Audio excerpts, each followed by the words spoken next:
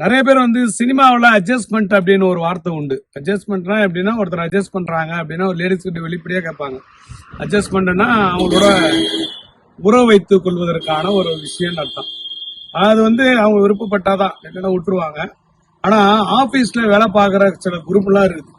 நிறைய பெண்களை வந்து செக்ஸ் டார்ச்சர் பண்ணுவாங்க. இந்த செக்ஸ் டார்ச்சர் பண்ணக்கூடியவர்களுக்கான ஒரு பொருள் தான் நான் கையில் வச்சிருக்கக்கூடிய ஒரு தெய்வ பொருள்.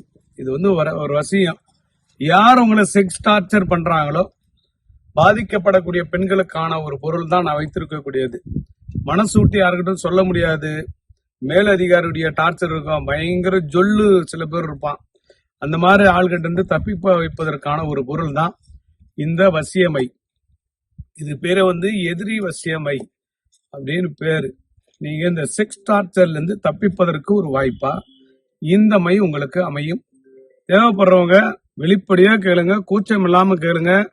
யார்கிட்ட போய் மாட்டி சிக்கி தவிக்கிறத விட இந்த மாதிரி சில தெய்வீக பொருள்கள் உங்களுக்கு கை கொடுக்கும். ஏன்னா இந்த தெய்வம் அவ்வளவு பவர்ஃபுல்லானது.